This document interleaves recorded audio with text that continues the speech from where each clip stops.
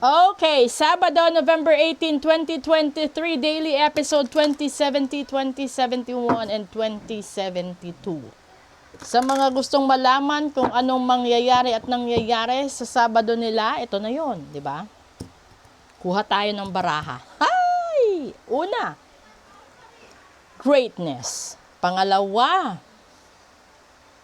old soul. Hala. And then pangatlo, mystic. O ngayon, ito naman yung mga taong nakakaramdam ng harang sa swerte nila sa buhay, yung parang kahit anong kayod ng ginagawa nyo, parang ang alat at ang hirap sa sitwasyon. Ito na yon, sinasabi niya yon ni Universe na dahil yan sa mga kaluluwa na may masama or hindi maganda ang pakikitungo sa inyo nung buhay pa sila, na baon nila hanggang kamatayan yung sama ng loob, no? Posible sila din yung mga kaluluwa na matagal nyo nang hindi nabisita sa puntod nila, or matagal na hindi ninyo naalayan, or sila yung mga taong namatay na lang na may kasamang tampo, or mga tao din na posible din kasi ito na yung mga sinasabi natin na kung naniniwala kayo sa mga engkanto, no?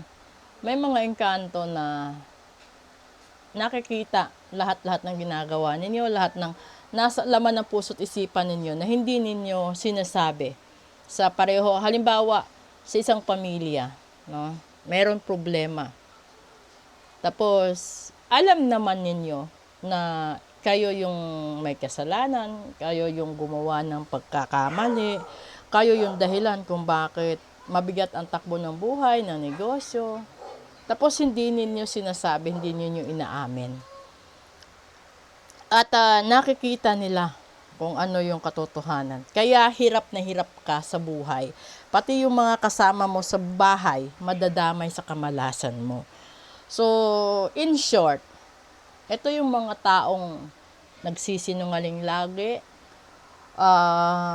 nanluloko ng tao, ng kapwa, ng minamahal. Ito yung mga tao na hindi marunong umamin sa sarili niyang kasalanan, no? Yung ma-pride, ma-ego. Ito yung mga tao na, kasi minsan sa atin, may mga anak na nakikipagtaasan ng pride sa magulang. Lalong-lalo na kung sa tingin mo, ikaw yung tipo ng anak na marami ka ng pera, di ba? Nakakatayo ka sa sarili mong paa. Tapos, kung makapagsalita ka sa magulang mo, parang hindi ka rin pinalakit, hindi ka nilabas sa mundo. Pero, dito, nakikita nila yung mga struggles mo sa buhay. Nakikita nila na kailangan mo ding ipahinga ang sarili mo.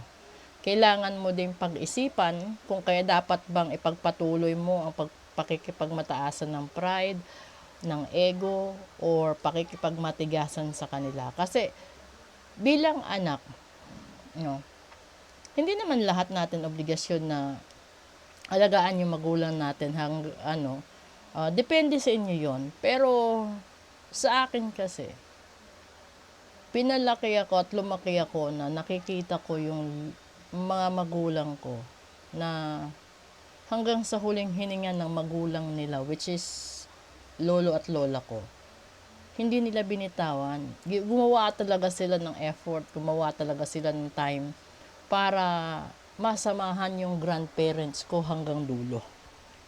Ang doon yun. So, syempre, bilang anak, no, parang ang pangit tignan na binigay naman sa'yo lahat ng magulang mo. Kahit sabihin natin na may mga magulang na hindi ganun kayaman para ibigay sa anak yung gusto, pero ginawa nila. Yung mapagtapos ka pa lang ng pag-aaral ng magulang mo is napakalaking bagay na yun. No? Tapos, kahit nga yung iba hindi nakapagtapos, basta napakain lang sila ng magulang nila, okay na eh. This is the greatness that I am talking about. No? You have to be thankful of all the blessings that you have in life. Not just because of the material things that they can afford and they can provide, but the love, the sacrifices, and everything that they will be able to to comply on, no? This is the strength that a parent could be and could have across the world. Walang magulang na ayaw makita na yung anak niya busog sa pagkain, busog sa dami ng laruan, ng damit, no? Na bawat kaarawan, okasyon, kahit sa activities sa school, 'di ba? Maraming magulang na palihim na umiiyak kapag hindi nila nabili yung alam nilang ramdam nila na kailangan ng anak nila. Kasi may mga anak talaga na yung simpleng pagkain, yung simpleng tinapay, hirap sila. Yung simpleng masasarap na mamon, hirap silang bilhan nun. Kasi sasabihin ng magulang na mauna na yung bigas at ulam. 'Di ba? Minsan yung iba sasabihin, 'di baling walang ulam, basta may bigas lang, may patis naman, may asin naman, tsaka may mantika. Yung pagkakaroon mo ng napakagandang kalooban ay isang misteryo para sa universe, na sasabihin ni universe, itong taong ito, deserve niya magkaroon ng blessing sa buhay. Hindi man sa larangan ng pera, pero hindi rin siya mahihirapan sa pagtawid ng pang-araw-araw. Yun na yun. So, wag kang, alam mo kung siguro yung punto dito is, wag kang mahiya aminin ang totoo. Wag kang mahiya na aminin sa ibang tao na marunong kang magmahal, malambot ang puso mo. Wag ka ring matakot humingi ng tawad sa mga taong nasaktan mo. Hindi naman kabawasan sa pagkatao yung pag-amin ng pagkakamali mo at saka yung pag-sorry mo, di ba? Pagkos nakaka-boost or nakaka-proud yung ganun na in the end, kahit anong hawak mong titulo sa mundo or anong hawak mong property sa sarili mo, but you stay humble and kind to other people, that gives you a big leap of blessings coming from the universe and from God. So, doon naman sa mga tao na may mga mahal sa buhay na namatay na at nadala na sa libingan yung tampo nila sa inyo, kailangan nyo talagang magpa-ritual pag ganun. Kasi mahirap itawid ang struggle sa buhay kung may mga patay na masama ang loob sa inyo. Kaya kayo nagtataka bakit ganito ang sitwasyon ninyo. Kung meron man kasi hindi nyo namamalayan yan eh. Akala nyo patay na tapos na, no? Kasi pag namatay yung katawan, yung kaluluwa nandun.